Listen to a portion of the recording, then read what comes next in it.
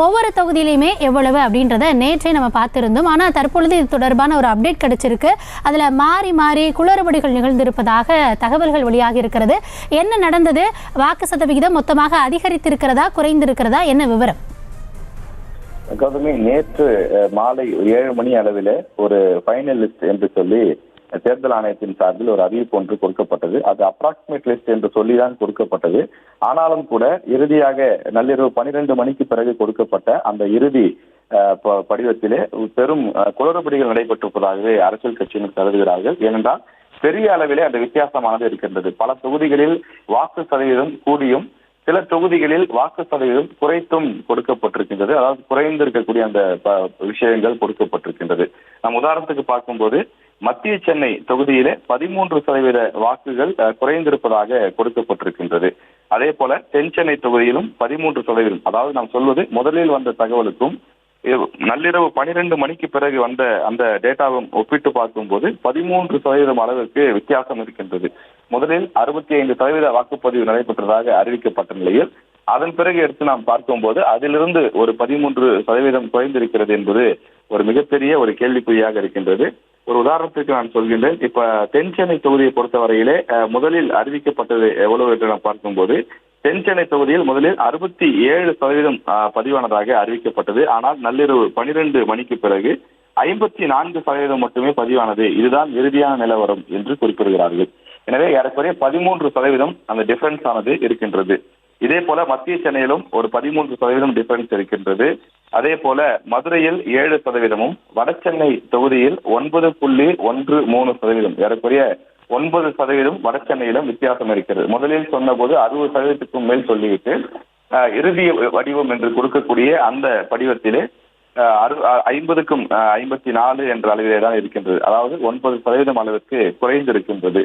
இதே போல தூத்துக்குடி தொகுதியிலும் முன்பு கொடுக்கப்பட்டதற்கும் இறுதி வடிவம் என்று கொடுக்கப்பட்டிருப்பதற்கும் 10-11% அளவிற்கு அந்த வித்தியாசமானது இருக்கின்றது. முதலில் கொடுக்கப்பட்ட போது அந்த தூத்துக்குடியை பொறுத்தவரையிலே 70.93, கிட்டத்தட்ட 71% வாக்குப்பதிவு அடைந்ததாக தெரிவிக்கப்பட்டிருந்தது. ஆனால் நள்ளிரவு 12 மணிக்கு கொடுக்கப்பட்ட இறுதி வடிவம் என்று கொடுக்கப்பட்டிருப்பதில் 59% மட்டுமே. அதாவது 71 எங்கே இருக்கிறது, 59 எங்கே இருக்கின்றது. ஏறக்குறைய 10-11% வாக்குப்பதிவு குறைவாக வந்திருக்கின்றது. வழக்கமாக இதற்கு முன்பு 2019, 2009, 2004 போன்ற நாடாளுமன்ற தேர்தலின் போதும் இதே போல அந்த முன்னணி அந்த வாக்குப்பதிவு நிலவரங்கள் என்பது வெளியிடப்படும். அதன் பிறகு ஒரு 10 மணி நேரம் கழித்தோ 12 மணி நேரம் கழித்தோ இறுதி வடிவம், இதுதான் ஃபைனல் லிஸ்ட் அப்படின்னு சொல்லி ஒன்று கொடுப்பாங்க. அதை ஒப்பிட்டு பார்க்கும்போது 1%, 2%, அதிகபட்சம் ஒரு 3% டிஃபரன்ஸ் என்பது வரும். ஆனால் 10%, 12%, 13% வரை டிஃபரன்ஸ் என்பது ஒரு ஏற்றுக்கொள்ள முடியாதது என்று அரசியல் கட்சியினர் கருதுகிறார்கள். அவர்கள் இதற்கு விமர்சனங்களை முன்வைத்து வருகின்றார்கள். ஒரு சில தொகுதிகளில் இப்படி குறைந்திருக்கிறது என்று சொன்னால் சில தொகுதிகளில் வாக்கு சதவீதம் கூடியிருக்கின்றது. உதாரணத்துக்கு தருமபுரி தொகுதியில் முதலில் கொடுக்கப்பட்டதற்கும் அதன் பிறகு கொடுக்கப்பட்டதற்கும் வித்தியாசம் 6% மேல் இருக்கின்றது. இந்த தருமபுரி தொகுதியை பொறுத்தவரையிலே முதலில் கொடுக்கப்பட்டது, அதாவது ஒரு நேற்று மாலை 7 மணி அளவில் கொடுக்கப்பட்டது 75% வாக்குப்பதிவு நடைபெற்றிருப்பதாக தருமபுரியில் தெரிவிக்கப்பட்டிருந்தது.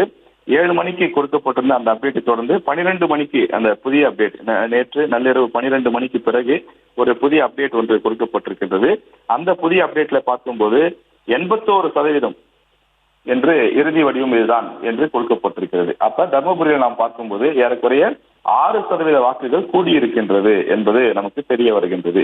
இதே போல மற்ற தொகுதிகளிலும் கூட கூடுதல் குறைவு என்பதெல்லாம் இருக்கின்றது. கள்ளக்குறிச்சி தொகுதியிலும் இதே போல ஏறக்குறைய 4% வாக்குகள் கூடியிருக்கின்றது. அதே போல மற்ற சில தொகுதிகளிலும் கூட இந்த வாக்கு சதவீதம், திருவள்ளூரில் 2% கூடியிருக்கின்றது. சேலத்தில் 4%க்கும் மேல் கூடுதலாக வந்திருக்கின்றது. அதே போல நாமக்கல் தொகுதியில் 3.8%, கரூரிலே 4.56%. இப்படி ஒரு சில தொகுதிகளில் கூடியும் ஒரு சில தொகுதிகளில் குறைவாகவும் வாக்குப்பதிவு வந்திருக்கின்றது.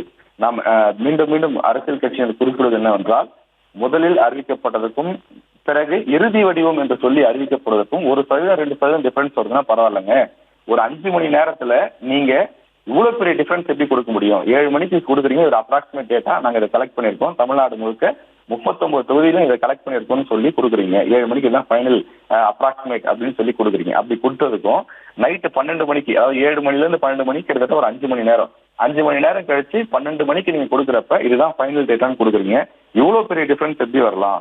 கிட்டத்தட்ட 13%, 10%, 12% அளவுக்கெல்லாம் பெரிய டிஃபரன்ஸ் வருதுன்னு சொன்னா இதுல ஏதாவது குளறுபடிகள் நடந்திருக்குன்னு சொல்லி அரசியல் கட்சியினர் சந்தேகம் எழுப்புகிறார்கள்.